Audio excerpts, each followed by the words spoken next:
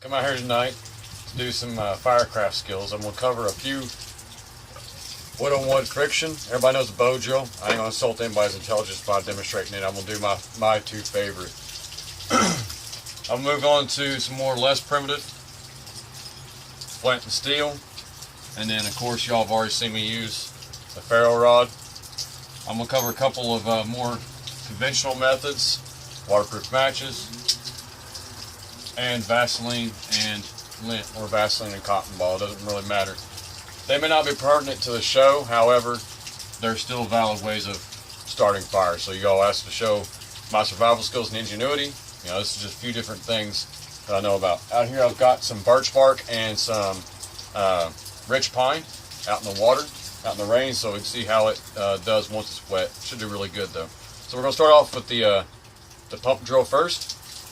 This one I took a lot of interest in while I was in Hawaii at the jungle school, and so I've gotten back here to Kentucky. I've really taken a liking to cedar, so we'll see how well it does here, and hopefully get an ember. If not, we'll just create a lot of smoke. Like I said before in my earlier videos, the only bad thing about these methods is the time and the energy that it consumes to get it right. A lot of people on TV shows, they'll do this and once or twice, crank, and they got a fire. Well, it's bullcrap, because it don't never happen that way. And anybody who's ever been or tried these methods knows that it's a constant game of adjusting your pieces, as I'm doing right now, and the environment, more or less. Today, a lot of moisture in the air where it's raining. You got a pretty good storm front to move through, so it ought to be a little interesting to see what we can do today, you know, with just this moisture in there and dry tinder.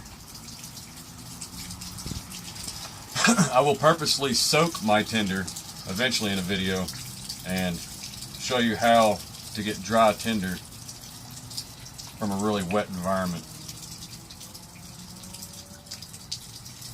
So we got it adjusted here so we can get some better action over here. String might be a little too short now. Yep, there we go.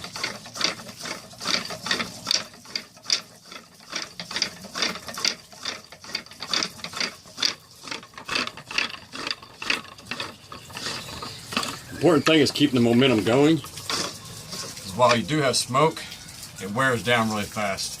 And the key to this is having a harder wood for your spindle and a softer wood for your base. I might have a little bit too hard and too soft, but that's the big thing about this. It's all a game. It's all about figuring out what works. Somebody can tell you all day long that, you know, oak is the best wood or spruce is the best wood.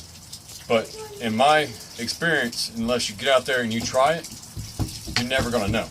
It just don't, nothing is a perfect fix-all that you can pick up straight out of the woods, carve it up. Okay. So again, like I said, it's all a game of adjustment. So I've taken my tip, carved it down a little bit, taken a little off the top of my hole here, don't want to get too deep. And if you pay attention to the hole here, I've taken my knife and created a small hole like so in the wood, just to get started. A lot of people like to burn in by just spinning their spindle, but I like to create a little hole. And have an air groove off the side here, and that collects all my powder down here. Now hopefully I'll get an ember that'll make it down that way, so we'll see.